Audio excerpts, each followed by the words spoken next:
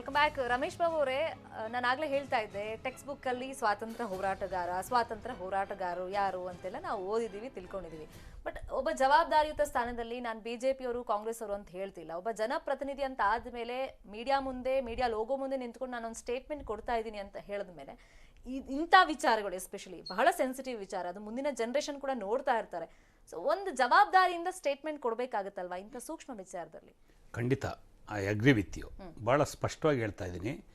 ಸಂಘ ಪರಿವಾರದ ರಾಷ್ಟ್ರೀಯ ಸ್ವಯಂ ಸೇವಕ ಸಂಘದ ಸಮಾಜ ಕೊಡುಗೆ ಬಗ್ಗೆ ನಂದು ಸಹ ಅಪ್ರಿಸಿಯೇಷನ್ ಇದೆ, ತಕರಾರಿಲ್ಲ, ಇನ್ಕ್ಲೂಡಿಂಗ್ ಕಾಂಗ್ರೆಸ್ ಪಾರ್ಟಿ. ಯಾಕೆಂದರೆ 1962ರಲ್ಲಿ ಆದಂಥ ಇಂಡೋ ಚೈನಾ ಸಂದರ್ಭದಲ್ಲಿ ಅವ್ರು ಕೊಟ್ಟಂಥ ಸೊಸೈಟಿ ಕಾಂಟ್ರಿಬ್ಯೂಷನ್ಗೆ ನೆಹರೂರವರೇ ಅವ್ರಿಗೆ ಪೆರೇಡಲ್ಲಿ 100 ಜನ ಪಾರ್ಟಿಸಿಪೇಟ್ ಮಾಡೋಕ್ಕೆ ಅವಕಾಶ ಕೊಡ್ತಾರೆ. 1965ರಲ್ಲಿ ಲಾಲ್ ಬಹದ್ದೂರ್ ಶಾಸ್ತ್ರಿರವರು ಪಾಕಿಸ್ತಾನ ವಾರಾದಂಥ ಸಂದರ್ಭದಲ್ಲಿ ಇವ್ರು ಕೊಟ್ಟಂಥ ಕಾಂಟ್ರಿಬ್ಯೂಷನ್ಗೆ ಅವರಿಗೆ ಆಲ್ ಪಾರ್ಟಿ ಮೀಟಿಂಗ್ ಕರೆದು ಗೌರವ ಕೊಡ್ತಾರೆ. 1972ರಲ್ಲಿ ಅಂದಿನ ಪ್ರಧಾನಮಂತ್ರಿ ಆದಂಥ ಶ್ರೀಮತಿ ಇಂದಿರಾ ಗಾಂಧಿರವರು ಇವ್ರು ಕೊಟ್ಟಂಥ ಇದು ಬಾಂಗ್ಲಾದೇಶ ಸ್ವತಂತ್ರ ಆದ ಸಂದರ್ಭದಲ್ಲಿ ಇವ್ರು ಕೊಟ್ಟಂಥ ಸೊಸೈಟಿ ಕಾಂಟ್ರಿಬ್ಯೂಷನ್ಗೆ ಇವ್ರನ್ನ ಅಪ್ರಿಷಿಯೇಟ್ ಮಾಡ್ತಾರೆ. ಅದು ಪ್ರಶ್ನೆ ಬೇರೆ. ಅಟ್ ದ ಸೇಮ್ ಟೈಮ್ ಇವ್ರನ್ನ ನಾಜಿ ಸಿದ್ಧಾಂತದವರು ಅಂತ ಅಂದ್ಬಿಟ್ಟು ನೆಹರು ಅವರೇ ಭಾಳ ಉಗ್ರವಾಗಿ ಟೀಕೆ ಮಾಡಿದ್ದಾರೆ. ಯಾರು ಬೇಡ, ಸರ್ದಾರ್ ಪಟೇಲ್ರವರು Hinduism should not be protected by rowdyism ಅಂತೇಳಿ ಹೇಳ್ತಾರೆ. ಸೊ ಹಾಗಾಗಿ ವಾಸ್ತವಗಳನ್ನ ಮರೆಮಾಚೋದಕ್ಕೆ ಸಾಧ್ಯ ಇಲ್ಲ. ನಾವು RSS ಬಗ್ಗೆ ಚರ್ಚೆ ಮಾಡಬೇಕಾದ್ರೆ ಎರಡು ಕಡೆ ನೋಡಬೇಕು. ಅವರ ಸಮಾಜವಾದ ಅಥವಾ ಸಮಾಜದ ಕೊಡುಗೆ ಬಗ್ಗೆ ಯಾರ್ದು ತಕರಾರಿಲ್ಲ. ತಕರಾರಿರ್ತಕ್ಕಂಥದ್ದು ತಾಲಿಬಾನ್ಗಳ ಸಂಸ್ಕೃತಿ ಅವ್ರು ಏನು ಅಳವಡಿಸ್ಕೊಂಡಿದ್ದಾರೆ ಅದನ್ನು ನಾವು ಹೇಳ್ತಾ ಇರ್ತಕ್ಕಂಥದ್ದಲ್ಲ. 1940ರಲ್ಲಿ ಹೆಡ್ಗೇವಾರ್ ಆದಮೇಲೆ ಗೋಲ್ವಾಕರ್ರವರು ಆ RSSನ ಪ್ರಮುಖರಾಗ್ತಾರೆ. ಅವರು ನಾವೇನು ಸರ್ವಾಧಿಕಾರಿಗಳು, ಪ್ರಪಂಚದ ಸರ್ವಾಧಿಕಾರಿಗಳು ಅಂತ ಏನು ಹಿಟ್ಲರ್ನ ಮುಸೋಲಿನಿನ ಕರಿತೀವಿ, ಅವ್ರನ್ನ ಪ್ರಶಂಸೆ ಮಾಡಿ ಆರ್ಟಿಕಲ್ ಬರೆದವ್ರೆ. It is fact. ಅದೇ ನಾನು ಸಿದ್ದರಾಮಯ್ಯರು ಅಥವಾ ಕಾಂಗ್ರೆಸ್ ಪಾರ್ಟಿ ಹೇಳ್ತಾ ಇರ್ತಕ್ಕಂಥದ್ದಲ್ಲ. ಅವ್ರನ್ನ ಆರಾಧನೆ ಮಾಡಿದಂಥವ್ರು, ಪ್ರೀತಿ ಮಾಡಿದಂಥವ್ರು, ಈ ಪ್ರಪಂಚದಲ್ಲಿ ಯಾರನ್ನ ಸರ್ವಾಧಿಕಾರಿಗಳು ಅಂತ ಹಿಟ್ಲರ್ ಮತ್ತು ಮುಸೋಲಿನಿ ಕರಿತೀವಿ, ಅವ್ರ ಸಿದ್ಧಾಂತ ಒಪ್ಕೊಂಡಂಥವ್ರು, ಪ್ರೀತಿ ಮಾಡಿದಂಥವ್ರು RSSನ ನಾಯಕರು ಡಾಕ್ಟರ್ ಗೋಲ್ವಾಕರ್ ಅವರು 1940ರಲ್ಲಿ. It is a history. ಅದಾದಮೇಲೆ ಕಾಂಗ್ರೆಸ್ ಪಕ್ಷ ಒಂದು ರೆಸೊಲ್ಯೂಷನ್ ಮಾಡ್ತು, ಯಾರು ಮುಸ್ಲಿಂ ಲೀಗು ಅಥವಾ RSSಸು ಹಿಂದೂ ಮಹಾಸಭಾನ ಮೆಂಬರ್ಶಿಪ್ ತಗೋಕೂಡ್ದು ಅಂತೇಳಿ 1940ರಲ್ಲಿ ಒಂದು ರೆಸೊಲ್ಯೂಷನ್ ಮಾಡ್ತು. ಅದೇ ಕಾರಣಕ್ಕೆ 1942ರಲ್ಲಿ ಇವರು ಕ್ವಿಟ್ ಇಂಡಿಯಾ ಮೂವ್ಮೆಂಟ್ನ ಬಹಿಷ್ಕಾರ ಮಾಡ್ತಾರೆ. ಬ್ರಿಟಿಷ್ ಜೊತೆ ಹೊಂದಾಣಿಕೆ ಮಾಡ್ಕೊಂಡು ಯಾವತ್ತೂ ಸಹ ಇವರು ಹೋರಾಟದಲ್ಲಿ ಭಾಗವಹಿಸೋದಿಲ್ಲ. ಇವೆಲ್ಲ ವಾಸ್ತವ ಇರ್ತಕ್ಕಂಥದ್ದು, ಸತ್ಯ ಇರ್ತಕ್ಕಂಥದ್ದು. ಮತ್ತು ಸಂವಿಧಾನ ಡಾಕ್ಟರ್ ಅಂಬೇಡ್ಕರ್ ಅವರು ಕೊಟ್ಟಂಥ ಸಂದರ್ಭದಲ್ಲಿ, ಸಂವಿಧಾನ ಅಂಗೀಕಾರ ಆದಂಥ ಸಂದರ್ಭದಲ್ಲಿ RS ಪ್ರಮುಖರು ಒಂದು ಹೇಳಿಕೆಯನ್ನು ಕೊಡ್ತಾರೆ. ಮನೋವಾದದ ಕೆಲವು ಅಂಶಗಳನ್ನ ನೀವು ಸಂವಿಧಾನದಲ್ಲಿ ಸೇರಿಸಿಲ್ಲ, ಹಾಗಾಗಿ ಸಂವಿಧಾನವನ್ನು ಒಪ್ಕೊಳ್ಳೋದಿಲ್ಲ ಅಂತ ಅಂದ್ಬಿಟ್ಟು ಹೇಳಿದ್ದಾರೆ. ಇದು ಇತಿಹಾಸ. ಇದೇನು ಇವತ್ತು ಎಸ್ ಇಟ್ ಇಸ್ ಫ್ಯಾಕ್ಟ್. ಮತ್ತೆ ಹಿಟ್ಲರ್ಗೆ ಅವ್ರು ಹೋಲಿಕೆ ಮಾಡಿ ಮಾತಾಡ್ತಾ ಇರ್ತಕ್ಕಂಥದ್ದು ಕಾಂಗ್ರೆಸ್ ಪಕ್ಷದ ಹಳೆಯ ಹೇಳಿಕೆ. ಸಿದ್ದರಾಮಯ್ಯನ ಹೊಸದಾಗಿ ಹೇಳ್ತಾ ಇಲ್ಲ. ಸಿದ್ದರಾಮಯ್ಯ ಏನೇನು ಇವತ್ತು ಪ್ರತಿಪಾದನೆ ಮಾಡ್ತಾ ಇದ್ದಾರೆ, ಸ್ವತಂತ್ರ ಪೂರ್ವದಲ್ಲಿ ಸಂಘ ಪರಿವಾರದ ಬಗ್ಗೆ RSS ಹೇಳಿಕೆಗಳನ್ನ, ಸ್ವತಂತ್ರ ನಂತರ ನಡೆದಂಥ ಕಾಲಘಟ್ಟದಲ್ಲಿ RSS ಮೂಲಭೂತವಾದ ಅಂದರೆ ತಾಲಿಬಾನ್ಗಳಿರ್ತಕ್ಕಂಥ ಮೂಲಭೂತವಾದ ಸಂಘ ಪರಿವಾರದಲ್ಲೂ ಇದೆ, ಅದಕ್ಕೆ ಆ ಹೇಳಿಕೆಗಳನ್ನ ಕೊಡ್ತಾ ಇದ್ದಾರೆ. ಬಿಟ್ಟರೆ ಅದರಲ್ಲಿ ಹೊಸದೇನೂ ಇಲ್ಲ.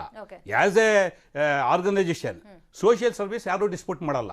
ನೆಹರು ಅವರ ಕಾಲಕ್ಕೆ ಅವರು ಹೋಗ್ಲಿದ್ದಾರೆ, ಶಾಸ್ತ್ರಿ ಅವರು ಹೋಗ್ಲಿದ್ದಾರೆ, ಇಂದಿರಾ ಗಾಂಧಿ ಅವರು ಹೋಗ್ಲಿದ್ದಾರೆ, ಆ ಪ್ರಶ್ನೆ ಬೇರೆ. ಆದರೆ ಇವರು ಏನು ಮೂಲಭೂತವಾದವನ್ನ ಈಗ ಇಸ್ಲಾಮೀಕರಣ ಮಾಡಬೇಕು ಅಂತ ಅಂದ್ಬಿಟ್ಟು ತಾಲಿಬಾನ್ಗಳು ಹೊರಟಿದ್ದಾರೆ. ಅದೇ ರೀತಿ ನೀವು ಮೂಲಭೂತವಾದವನ್ನು ಇಟ್ಕೊಂಡು ಹಿಂದೂ ರಾಷ್ಟ್ರವನ್ನು ಮಾಡ್ತೇವೆ, ಹಿಂದೂ ರಾಷ್ಟ್ರನೇ ಅನಿವಾರ್ಯ ಅಂತ ಅಂದ್ಬಿಟ್ಟು ನೀವೇನು ಮೂಲಭೂತವಾದ ಇಟ್ಕೊಂಡು ಸಮಾಜದಲ್ಲಿ ಸ್ವಾಸ್ಥ್ಯವನ್ನು ಕೆಡಿಸುವಂಥ ಕೆಲಸವನ್ನು ಮಾಡ್ತಾ ಇದ್ದೀರಾ. ಆ ಕಾರಣಕ್ಕೆ ಸಿದ್ದರಾಮಯ್ಯನವರು ತಾಲಿಬಾನ್ ಹೋಲಿಕೆ ಮಾಡಿದ್ದಾರೆ. ಬಿಟ್ಟರೆ ವೈಯಕ್ತಿಕವಾಗಿ ಯಾವ ವಿಚಾರವೂ ಇಲ್ಲ. ಫೈನ್, ಕೇಳ್ಬಿಡೋಣ. ಈರಣ್ಣ ಕಡಾಡಿ ಅವರೇ, ಈಗ ಹಳೆದನ್ನೆಲ್ಲ ನೆನಪು ಹಾಕಿದ್ದಾರೆ, ಕೆದಕಿದ್ದಾರೆ ರಮೇಶ್ ಬಾಬು ಅವರು. ಈ ಹಿಂದೆ ಸ್ವಾತಂತ್ರ್ಯ ಹೋರಾಟ ಟೈಮ್ನಲ್ಲಿ ಅಂದ್ರೆ ಬ್ರಿಟಿಷರ ಜೊತೆಗೆ ಕೈ ಜೋಡಿಸಿದವ್ರು ಯಾರು? ಅದಾದ್ಮೇಲೆ ಇತ್ತೀಚಿನ ನಿಮ್ಮ ಧೋರಣೆ ಬಗ್ಗೆನೂ ಒಂದು ಪ್ರಶ್ನೆ ಮಾಡಿದ್ದಾರೆ. ಇಲ್ಲ, ಒಂದು ಸನ್ಮಾನ್ಯ ರಮೇಶ್ ಬಾಬು ಅವರು ಬಹಳಷ್ಟು ಓದ್ಕೊಂಡಿದ್ದಾರೆ, ಬಹಳ ಸಂಗತಿಗಳನ್ನ ಅವರು ಮುಕ್ತವಾಗಿ ಚರ್ಚೆ ಮಾಡಿದ್ದಾರೆ, ಸತ್ಯಗಳನ್ನ ಒಪ್ಕೊಂಡಿದ್ದಾರೆ. ಅದನ್ನ ನಾನು ಸ್ವಾಗತ ಮಾಡ್ತೀನಿ. ಯಾಕೆಂದ್ರೆ ನಾವು ರಾಷ್ಟ್ರೀಯ ಸ್ವಯಂ ಸೇವಕ ಸಂಘ ಯಾವ ರಾಷ್ಟ್ರಕ್ಕೆ ಆಘಾತ ಆಗಂತ ಸಂದರ್ಭದಲ್ಲಿ ಯಾವ ರೀತಿ ಎದ್ ನಿಂತು ಮತ್ತು ಯಾವ ರೀತಿ ತನ್ನ ಸೇವೆಗಳನ್ನ ಮಾಡಿತು ಅನ್ನೋದ್ರ ಬಗ್ಗೆ ಅವ್ರು ಉಲ್ಲೇಖ ಮಾಡಿದರೆ ನಾನು ಅದನ್ನು ಸ್ವಾಗತ ಮಾಡ್ತೀನಿ. ಆದ್ರೆ ಅವ್ರು ಹೇಳ್ತಕ್ಕಂಥದ್ದು ನಾವು ಮೂಲಭೂತವಾದಿಗಳು, ಯಾವ ವಿಷಯದಲ್ಲಿ ಮೂಲಭೂತವಾದಿಗಳು ಅದಿಲ್ಲ, ಕೇವಲ ಮೂಲಭೂತವಾದಿ ಅನ್ನುವಂತ ಶಬ್ದವನ್ನು ಪ್ರಯೋಗ ಮಾಡೋದ್ರಿಂದ ಅದು ಸತ್ಯ ಆಗೋದಿಲ್ಲ. ಒಂದು. ಎರಡನೇದು, ನಾವು ಸ್ವಾತಂತ್ರ್ಯ ಹೋರಾಟದಲ್ಲಿ ಪಾಲ್ಗೊಂಡಿಲ್ಲ RSSನವರು ಅನ್ನುವಂಥದ್ದು ಅವ್ರ ಆರೋಪ ಇದೆ. ನಾನು ಅವ್ರಿಗೆ ಕೇಳಲಿಕ್ಕೆ ಇಚ್ಛೆ ಪಡ್ತೇನೆ, ಯಾವಾಗ ಸ್ವಾತಂತ್ರ್ಯ ಸಿಕ್ತು ಭಾರತಕ್ಕೆ, ಸ್ವಾತಂತ್ರ್ಯ ಸಿಕ್ಕ ಮೊದಲನೇ ಸರ್ಕಾರ ರಚನೆ ಆಗಿದ್ದು ಕಾಂಗ್ರೆಸ್ ಸರ್ಕಾರ ಅಲ್ಲ. ಸನ್ಮಾನ್ಯ ರಮೇಶ್ ಬಾಬು ಅವ್ರಿಗೆ ಮೊದಲನೇ ಸರ್ಕಾರ ರಾಷ್ಟ್ರೀಯ ಸರ್ಕಾರ. ಹೀಗಾಗಿ ಯಾರ್ಯಾರು ಸ್ವಾತಂತ್ರ್ಯ ಹೋರಾಟದಲ್ಲಿ ತಮ್ಮ ಕೊಡುಗೆಯನ್ನು ಸಲ್ಲಿಸಿದ್ರು ಅಂತ ಎಲ್ಲರೂ ಕೂಡ ರಾಷ್ಟ್ರೀಯ ಸರ್ಕಾರದಲ್ಲಿ ಭಾಗಿಯಾಗಿದ್ರು. ಡಾಕ್ಟರ್ ಶ್ಯಾಮಪ್ರಸಾದ್ ಮುಖರ್ಜಿ ಅವರು ಕೂಡ ಸಚಿವರಾಗಿದ್ರು. ಈ ರೀತಿಯಾದಂತಹ ಒಂದು ಸರ್ಕಾರ ರಚನೆ ಆದಂತಹ ಸಂದರ್ಭದಲ್ಲಿ ಯಾರೋ ಅನ್ನೋನ್ ಪರ್ಸನ್ ಕರ್ಕೊಂಡು ಬಂದು ಮಂತ್ರಿ ಮಾಡ್ಲಿಕ್ಕೆ ಆಗೋದಿಲ್ಲಲ್ಲ. ಹೀಗಾಗಿ ಆ ಸ್ವಾತಂತ್ರ್ಯ ಹೋರಾಟದಲ್ಲಿ ಕೇವಲ ಕಾಂಗ್ರೆಸ್ ಒಂದು ಸಂಘಟನೆ, ಅದು ಒಂದು ಪೊಲಿಟಿಕಲ್ ಪಾರ್ಟಿ ಅಲ್ಲ. ಹೀಗಾಗಿ ಸನ್ಮಾನ್ಯ ಸಿದ್ದರಾಮಯ್ಯನವರು ಕೂಡ ನಮ್ಮ ಸಂಘಟನೆ ಪಾರ್ಟಿಯ ಸಂಘಟನೆ ಒಂದು ವಿರೋಧ ಪಕ್ಷವಾಗಿ ಏನ್ ಹೇಳ್ಬೇಕು ಅದನ್ನ ಹೇಳ್ಬೇಕಾಗಿತ್ತು. ಅದನ್ನ ಬಿಟ್ಟು ರಾಷ್ಟ್ರೀಯತೆ ವಿಚಾರ ಮೈಗೂಡಿಸಿಕೊಂಡಿರ್ತಕ್ಕಂತ ಮತ್ತು ಈ ರಾಷ್ಟ್ರದ ವಿಚಾರಗಳಿಗೆ ಬದ್ಧಾಗಿರ್ತಕ್ಕಂಥ ಒಂದು ಸಂಘಟನೆ ರಾಷ್ಟ್ರೀಯ ಸ್ವಯಂ ಸಂಘಟವನ್ನ ಟೀಕೆ ಮಾಡುವಂತದ್ದೇನಿದೆ ಅದು ಅತ್ಯಂತ ಖಂಡನಾರ್ಹವಾದಂತದ್ದು. ಯಾವುದೇ ಪ್ರತಿಫಲಾಚೆ ಇಲ್ಲದೆ ಅವ್ರಿಗೆ ಯಾವುದೇ ರಾಜಕೀಯ ಚುನಾವಣೆಗೆ ನಿಲ್ಲಬೇಕಾದಂತ ಅವಶ್ಯಕತೆ ಇಲ್ಲ.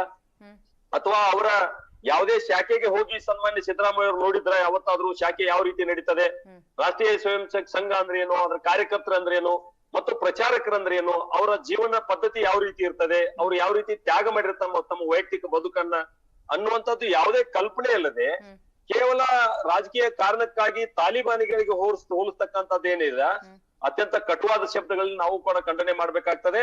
ಈ ರೀತಿಯಾದಂತಹ ಶಬ್ದಗಳನ್ನ ಈರಣ್ಣ ಅವ್ರೆ, ಈಗ ನನಗೊಂದು ಉತ್ತರ ಕೊಟ್ಬಿಡಿ. ಇವಾಗ ನೀವು ಸಿಕ್ಕಿದಿರಾ ಬಿಜೆಪಿ ಅವರು, ಈಗ ಸಿದ್ದರಾಮಯ್ಯ ಅವರೊಂದು ಪ್ರಶ್ನೆ ಎತ್ತಿದ್ದಾರೆ, ನಮ್ ಪ್ರಶ್ನೆನೂ ಅದೇ. ಈಗ ಬೆಂಗಳೂರಲ್ಲಿ ನೈತಿಕ ಪೊಲೀಸ್ಗಿರಿ ಆಯ್ತು, ಮಂಗಳೂರಲ್ಲೂ ಆಯ್ತು. ಬೆಂಗಳೂರಲ್ಲಿ ಇಬ್ರನ್ನ ಅರೆಸ್ಟ್ ಮಾಡಿದ್ರು, FIR ಹಾಕಿದ್ರು. ಮಂಗಳೂರಲ್ಲಿ ಸ್ಟೇಷನ್ ಬೇಲ್ ಕೊಟ್ಟು ಕಳ್ಸಿದಾರಲ್ಲ, ಬೆಂಗಳೂರಿಗೊಂದ್ ನ್ಯಾಯ, ಮಂಗಳೂರಿಗೊಂದ್ ನ್ಯಾಯನಾ? ಇಲ್ಲ ನೋಡಿ, ಅದು ಕಾನೂನು ಅಥವಾ ಪೊಲೀಸ್ ಸುವ್ಯವಸ್ಥೆ ಇದೆ, ಅದ್ರ ಬಗ್ಗೆ ಅದು ಗಮನ ಹರಿಸ್ತದೆ. ಅದೇನಾದ್ರೂ ವ್ಯತ್ಯಾಸ ಆಗಿದ್ರೆ ಅದ್ ನೋಡ್ಕೊಳ್ಳಿಕ್ಕೆ ಸರ್ಕಾರ ಇದೆ, ಅದ್ರ ಬಗ್ಗೆ ಅದನ್ನ ನೋಡ್ತಾರೆ. ನಾವು ಯಾವ್ದನ್ನ ತಂದು ಎಲ್ಲಿ ಜೋಡಿಸೋದಕ್ಕಿಂತ ಸನ್ಮಾನ್ಯ ಸಿದ್ದರಾಮಯ್ಯನವರು ಈ ಚರ್ಚೆಯನ್ನು ಹುಟ್ಟಾಕಿದ್ದಾರೆ, ಅವರು ಉತ್ತರ ಕೊಡ್ಬೇಕಾಗ್ತದೆ. ನಮಗೆ ರಾಷ್ಟ್ರೀಯ ಸ್ವಯಂ ಸಂಘದ ಬಗ್ಗೆ ಅವ್ರಿಗೆ ಏನ್ ಗೊತ್ತಿದೆ, ಯಾವ ಹಿನ್ನೆಲೆಯಲ್ಲಿ ಅದನ್ನ ಹೇಳಿದ್ರು ಅನ್ನೋದ್ರ ಬಗ್ಗೆ ಅವರು ಸ್ಪಷ್ಟೀಕರಣ ಕೊಡ್ಬೇಕಾಗ್ತದೆ. ಈ ರೀತಿಯಾದಂತ ಹೇಳಿಕೆಗಳನ್ನ ಕೊಡೋದ್ರ ಮುಖಾಂತರ ಚರ್ಚೆಯ ದಿಕ್ಕನ್ನು ತಪ್ಪಿಸಬಾರದು. ಯಾವುದೇ ಘಟನೆಗೆ ತಂದು ಇಲ್ಲಿ ಜೋಡಿಸುವಂತದ್ದು ಸೂಕ್ತ ಅಲ್ಲ ಅಂತ ನನ್ಗನ್ಸ್ತದೆ. Fine, okay. ರಮೇಶ್ ಬಾಬು ಅವರೇ, ಇಲ್ಲ, ಈರಣ್ಣ ಕಡಾಡಿರವರು ಮಾತಾಡೋ ಬರದಲ್ಲಿ ಒಂದು ಸತ್ಯ ಹೇಳಿದ್ರು. ನಾನು ನಿಜಕ್ಕೂ ಖುಷಿ ಆಗ್ತಾ ಇದೆ. ಅವರು ಒಂದು ವಾಸ್ತವ ಹೇಳಿದ್ರು. ಈ ದೇಶದಲ್ಲಿ ಮೊದಲನೇ ಸಾರ್ವತ್ರಿಕ ಚುನಾವಣೆ ನಡೆದಂಥದ್ದು 1952ರಲ್ಲಿ. ಅಲ್ಲಿಂದ ನಿರಂತರವಾಗಿ ಕಾಂಗ್ರೆಸ್ ಅಧಿಕಾರಕ್ಕೆ ಬಂತು. ಅದು ಪ್ರಶ್ನೆ ಬೇರೆ. ಮೊದಲನೇ ರಾಷ್ಟ್ರೀಯ ಸರ್ಕಾರದಲ್ಲಿ ಅಂದಿನ ಜನಸಂಘದ ನಾಯಕರು, ಸಂಘ ಪರಿವಾರದ ನಾಯಕರಾದಂಥ ಶ್ಯಾಮ್ ಪ್ರಕಾಶ್ ಮುಖರ್ಜಿರವರು ಸಮ್ಮಿಶ್ರ ಸರ್ಕಾರದಲ್ಲಿ ಇದ್ದರು, ರಾಷ್ಟ್ರೀಯ ಸರ್ಕಾರದಲ್ಲಿ ಇದ್ದರು ಅನ್ನೋ ಮಾತನ್ನು ಹೇಳಿದ್ರು. Very fine. ಅದೇ ಸಂದರ್ಭದಲ್ಲಿ 1948ರಲ್ಲಿ ನಿಮ್ಮ RSS ಬ್ಯಾನ್ ಆಯ್ತಲ್ಲ ಕೇಂದ್ರ ಸರ್ಕಾರದಿಂದ. ಅವಾಗ ನಿಮ್ಮ ಶ್ಯಾಮ್ ಪ್ರಕಾಶ್ ಮುಖರ್ಜಿರವರು ಕೇಂದ್ರ ಸರ್ಕಾರದಲ್ಲಿ ಇದ್ದಲ್ಲ, ಯಾಕೆ ನಿಮ್ಮ ಸಂಘನ ಬ್ಯಾನ್ ಮಾಡಿದ್ರು? ಅವರೇನು ರಾಜೀನಾಮೆ ಕೊಟ್ಟು ಆಚೆ ಬಂದ್ರ? ಸೊ ಈ ಅಕ್ಸೆಪ್ಟೆಡ್, ಈ ಅಡ್ಮಿಟೆಡ್. ಏನು ಮಹಾತ್ಮ ಗಾಂಧಿರವರ ಹತ್ಯೆಯನ್ನು ಮಾಡಿದಂಥ ಸಂಘ ಪರಿವಾರದ ಒಳಸಂಚೇನಿತ್ತು, ಆ ಒಳಸಂಚಿನ ಕಾರಣಕ್ಕಾಗಿ 1948ರಲ್ಲಿ ಕೇಂದ್ರ ಸರ್ಕಾರ ನಿಷೇಧವನ್ನು ಹಾಕ್ತು. ಅವಾಗ ನಿಮ್ಮ ಸಂಘ ಪರಿವಾರದ ನಾಯಕರು ಇದನ್ನ ಒಪ್ಕೊಂಡ್ರು. ಅದ್ರ ಬಗ್ಗೆ ಒಂದು ಇನ್ಫಾರ್ಮೇಶನ್ ಕೊಟ್ಬಿಡ್ತೀನಿ. ಸಿದ್ದರಾಮಯ್ಯ ಅವರು ಮತ್ತೊಂದು ಟ್ವೀಟ್ ಅನ್ನ ಮಾಡಿದ್ದಾರೆ. RSS ಅಂದ ಕೂಡಲೇ ಉರ್ದು ಬೀಳುವಂತ CT ರವಿ ಅವರೇ, RSS ಅಂದ್ರೆ ಏನು, ಅದ್ರ ಜೊತೆ ಬಿಜೆಪಿ ಸಂಬಂಧ ಏನು? RSS ಅಂದ್ರೆ ಏನು? ಸಾಮಾಜಿಕ ಸೇವಾ ಸಂಘಟನೆನಾ, ಸಾರ್ವಜನಿಕ ದತ್ತಿಯೇ, ಇಲ್ಲಾಂದ್ರೆ ಬಿಜೆಪಿ ಎಂಬ ರಾಜಕೀಯ ಪಕ್ಷಕ್ಕೆ ನಾಯಕರನ್ನ ಉತ್ಪಾದಿಸಿ ಕೊಡುವಂತ ಕಾರ್ಖಾನೆನಾ ಅಂತ ಪ್ರಶ್ನೆಗಳ ಮೇಲೆ ಪ್ರಶ್ನೆಯನ್ನ ಸಿದ್ದರಾಮಯ್ಯ ಕೇಳಿದ್ದಾರೆ. RSS ಅನ್ನೋದು ಹಿಂದೂಗಳ ಸಂಘಟನೆ ಅಂತ ನೀವು ಹೇಳೋದಾದ್ರೆ, ಬಿಜೆಪಿಯಲ್ಲಿರೋರು ಮಾತ್ರ ಹಿಂದೂಗಳ, ಬೇರೆ ಪಕ್ಷದವರು ಹಿಂದೂಗಳು ಅಲ್ವಾ? ದೆಹಲಿಯಲ್ಲಿ 10 ತಿಂಗಳಿಂದ ಬೀದಿಯಲ್ಲಿರುವವರು ಹಿಂದೂಗಳಲ್ವಾ? ವಾರದ ಹಿಂದೆ ಉತ್ತರ ಪ್ರದೇಶದಲ್ಲಿ ಅತ್ಯಾಚಾರಕ್ಕೀಡಾದ ದಲಿತ ಯುವತಿ ಹಿಂದೂ ಅಲ್ವಾ? ಹೀಗೆ ಟ್ವೀಟ್ ಮೇಲೆ ಟ್ವೀಟ್, ಅಂದ್ರೆ ಸರಣಿ ಟ್ವೀಟ್ಗಳನ್ನ ಮಾಡಿ ಪ್ರಶ್ನೆಗಳನ್ನ ಕೇಳಿದ್ದಾರೆ ಸಿದ್ದರಾಮಯ್ಯ ಅವರು. RSSನೂ ಕೂಡ ಅವರು ಪ್ರಶ್ನೆ ಮಾಡಿದ್ದಾರೆ, ಜೊತೆಗೆ CT ರವಿ ಅವರನ್ನು ಕೂಡ ಪ್ರಶ್ನೆ ಮಾಡಿದ್ದಾರೆ. ಸರ್, ಕ್ವಿಕ್ ಆಗಿ ಇದ್ರ ಬಗ್ಗೆ ರಿಯಾಕ್ಷನ್. ಈಗ RSS ಅನ್ನೋದು ಏನು ಅಂತ ಸಿದ್ದರಾಮಯ್ಯ ಅವರು ಡೈರೆಕ್ಟ್ ಆಗಿ ಕೇಳಿದ್ದಾರೆ. ನಾನು ಆಗ್ಲೇ ಪ್ರಾಸ್ತಾವಿಕವಾಗಿ ವಿಚಾರ ಹೇಳಿದೆ. ಅದು ಒಂದು ಸಾಮಾಜಿಕ ಸಂಘಟನೆ. ಅವರ ಸಾಮಾಜಿಕ ಕೊಡುಗೆಗಳ ಬಗ್ಗೆ ನಾವು ಯಾರೂ ಪ್ರಶ್ನೆ ಮಾಡೋದಿಲ್ಲ, ಇನ್ಕ್ಲೂಡಿಂಗ್ ಕಾಂಗ್ರೆಸ್ ಪಾರ್ಟಿ.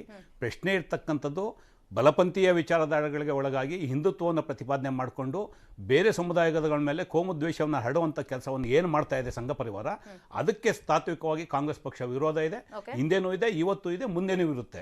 ನೀವು ರಾಷ್ಟ್ರ ಅಭಿವೃದ್ಧಿಯ ವಿಚಾರದಲ್ಲಿ ಸಂಘ ಪರಿವಾರದ ಕಾಂಟ್ರಿಬ್ಯೂಷನ್ ನಾವು ಯಾವತ್ತೂ ಪ್ರಶ್ನೆ ಮಾಡಿಲ್ಲ. ಆಯಾ ಸಂದರ್ಭದಲ್ಲಿ ನೀವು ಮಾಡೋಂಥ ಕೊಡುಗೆಗಳನ್ನ, ಸಂಘ ಪರಿವಾರದ ಕೊಡುಗೆಗಳನ್ನ ಕಾಂಗ್ರೆಸ್ ಪಕ್ಷ ಅಪ್ರಿಷಿಯೇಟ್ ಮಾಡ್ಕೊಂಡು ಬಂದಿದೆ.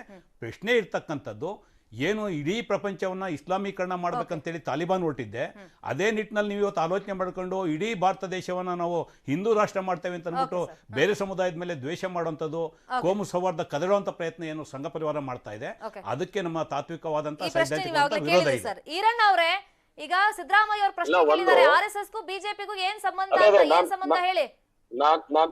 ನಾನ್ ಅದನ್ನೇ ಹೇಳ್ತೀನಿ. ಸನ್ಮಾನ್ಯ ರಮೇಶ್ ಬಾಬು ಅವರು, ಸನ್ಮಾನ್ಯ ಸಿದ್ದರಾಮಯ್ಯನವರು ರಾಷ್ಟ್ರೀಯ ಸ್ವಯಂ ಸೇವಕ ಸಂಘದ ಸದಸ್ಯತ್ವವನ್ನು ತಗೊಳ್ಬೇಕು ದಯವಿಟ್ಟು. ಅವರು ಹಿಂದುತ್ವ ಏನು ಅನ್ನೋದ್ರ ಬಗ್ಗೆ ನಾವು ಅಲ್ಲಿ ಸ್ಪಷ್ಟವಾದ ಕಲ್ಪನೆಯನ್ನು ಕೊಡ್ತೀವಿ. ಈ ರೀತಿಯಾದಂತ 2 ನಿಮಿಷಗಳಲ್ಲಿ ಕೊಡ್ಲಿಕ್ಕೆ ಆಗೋದಿಲ್ಲ. ಹಿಂದುತ್ವ ಅನ್ನುವಂಥದ್ದು ಒಂದು ಜಾತಿ ಪದ್ಧತಿ ಅಥವಾ ಒಂದು ವ್ಯವಸ್ಥೆ ಅಂತ ಅವ್ರು ತಿಳ್ಕೊಂಡಿದ್ದಾರೆ, ಜಾತಿ ವ್ಯವಸ್ಥೆ ಅಂತ ತಿಳ್ಕೊಂಡಿದ್ದಾರೆ. ತಪ್ಪು. ಹಿಂದುತ್ವ ಅನ್ನುವಂಥದ್ದು ಭಾರತೀಯರ ಜೀವನದ ಪದ್ಧತಿ ಅನ್ನುವಂಥದ್ದು ನಮ್ಮ ವಾದ ಇದೆ. ಹೀಗಾಗಿ ಸನ್ಮಾನ್ಯ ಸಿದ್ದರಾಮಯ್ಯನವರಿಗೆ, ಸನ್ಮಾನ್ಯ ರಮೇಶ್ ಬಾಬು ಅವರಿಗೆ, ಅನೇಕ ಕಾಂಗ್ರೆಸ್ ಮುಖಂಡರಿಗೆ, ಅದು ಬಿಜೆಪಿ ಸಂಸ್ಥೆ ಅಲ್ಲ, ನೀವು ಕೂಡ ಅಲ್ಲಿ ಸದಸ್ಯತ್ವವನ್ನು ಪಡ್ಕೊಳ್ಬಹುದು, ನಿಮ್ಮ ವ್ಯಕ್ತಿತ್ವವನ್ನು ಅಲ್ಲಿ ರೂಪಿಸ್ಕೊಳ್ಬಹುದು ಮತ್ತು ರಾಷ್ಟ್ರೀಯತೆ ವಿಚಾರಗಳನ್ನ ಅಲ್ಲಿ ಕಲಿಬಹುದು. ಅದಕ್ಕೆ ದಯವಿಟ್ಟು ನೀವು ರಾಷ್ಟ್ರೀಯ ಸ್ವಯಂ ಸೇವಕ ಸಂಘದ ಸದಸ್ಯತ್ವವನ್ನು ತಗೊಳ್ಬೇಕು ಅನ್ನುವಂತ ವಿನಂತಿಯನ್ನ ತಮ್ಮ ಮೂಲಕ ನಾನು ಮಾಡ್ಲಿಕ್ಕೆ ಇಚ್ಛೆ ಪಡ್ತೇನೆ. Fine, thank you so much Iranna Kadadi ಅವರೇ ಚರ್ಚೆಯಲ್ಲಿ ಪಾಲ್ಗೊಂಡಿದ್ದಕ್ಕೆ, and thank you so much Ramesh Babu ಅವರೇ ಚರ್ಚೆಯಲ್ಲಿ ಪಾಲ್ಗೊಂಡಿದ್ದಕ್ಕೆ. ಇಲ್ಲ, ಒಂದೇ ಒಂದು ಉತ್ತರ ಕೊಟ್ಬಿಡ್ತೀನಿ. ಒಂದು ರಾಷ್ಟ್ರೀಯವಾದ ಕಲಿಬೇಕಂದ್ರೆ ನೀವು ಕಾಂಗ್ರೆಸ್ ಪಕ್ಷಕ್ಕೆ ಬನ್ನಿ, ಮೂಲಭೂತ ಹಿಂದುತ್ವವಾದ ಕಲಿಬೇಕಂದ್ರೆ ಸಂಘ ಪರಿವಾರಕ್ಕೆ ಹೋಗ್ಬೇಕಾದ ಅವಶ್ಯಕತೆ ನನಗಿಲ್ಲ. ಅದನ್ನ ನೀವು ಕಾಂಗ್ರೆಸ್ ಪಕ್ಷಕ್ಕೆ ಹೇಳ್ಕೊಡೋ ಅವಶ್ಯಕತೆನೂ ಇಲ್ಲ. ಇದು ಸತ್ಯ, ಇದು ಐತಿಹಾಸಿಕ ಸತ್ಯ. ರಾಷ್ಟ್ರೀಯತೆಯನ್ನ ಕಾಂಗ್ರೆಸ್ ಪಕ್ಷದಿಂದ ಕಲೀರಿ, ಮೂಲಭೂತವಾದ ಬೇಕಂದ್ರೆ RSS ಹೋಗಿ. ಥ್ಯಾಂಕ್ ಯು ಸೋ ಮಚ್ ಇಬ್ಬರಿಗೂ ಕೂಡ ಈ ಚರ್ಚೆಯಲ್ಲಿ ಪಾಲ್ಗೊಂಡಿದ್ದಕ್ಕೆ. ಈಗೊಂದು ಬ್ರೇಕ್ ಟೈಮ್. ಬ್ರೇಕ್ ಮುಂಚೆ ಕೂ ಆಪ್ ನಲ್ಲಿ ಮತ್ತೊಂದು ಪ್ರಶ್ನೆಯನ್ನ ನಾವು ಕೇಳ್ತಾ ಇದ್ದೀವಿ. ಇದಕ್ಕಿನ್ನೂ ಟೈಮ್ ಇದೆ ನಿಮ್ಗೆ ಆನ್ಸರ್ ಅನ್ನ ಮಾಡೋದಕ್ಕೆ. ಪ್ರಶ್ನೆ ನಮ್ದು, ನೈತಿಕ ಪೊಲೀಸ್ಗಿರಿ ಸರ್ಕಾರಕ್ಕೆ ಕಪ್ಪು ಚುಕ್ಕಿನಾ ಅಂತ. ನೀವು ಹೌದು ಅಂತಾದ್ರೆ ಹೌದು ಅಂತ ಆನ್ಸರ್ ಮಾಡಿ, ಇಲ್ಲ ಅಂತಂದ್ರೆ ಇಲ್ಲ ಅಂತ ಆನ್ಸರ್ ಮಾಡಿ. ಇದಕ್ಕೆ ಕೂ ಆಪ್ ಅನ್ನ ನೀವು ಡೌನ್ಲೋಡ್ ಮಾಡ್ಕೊಂಡಿರ್ಬೇಕಾಗತ್ತೆ. 10 ಗಂಟೆಗೆ ಇವತ್ತು ರಾತ್ರಿ ಬುಲೆಟಿನ್ ನಲ್ಲಿ ನಾವು ನೀವು ಕೊಟ್ಟಂತ ಉತ್ತರ ಎಷ್ಟು % ಇದೆ ಅಂತ ಅನೌನ್ಸ್ ಮಾಡ್ತೀವಿ. ನೈತಿಕ ಪೊಲೀಸ್ಗಿರಿ ಸರ್ಕಾರಕ್ಕೆ ಕಪ್ಪು ಚುಕ್ಕಿನಾ ಅಂತ, ಹೌದು ಅಥವಾ ಇಲ್ಲ ಅಂತ ಕೂ ಆಪ್ ನಲ್ಲಿ ನೀವು ಆನ್ಸರ್ ಅನ್ನ ಮಾಡಬೇಕಾಗತ್ತೆ. ಬ್ರೇಕ್ ಆದ್ಮೇಲೆ ಮತ್ತಷ್ಟು ಸುದ್ದಿ ನೋಡೋಣ.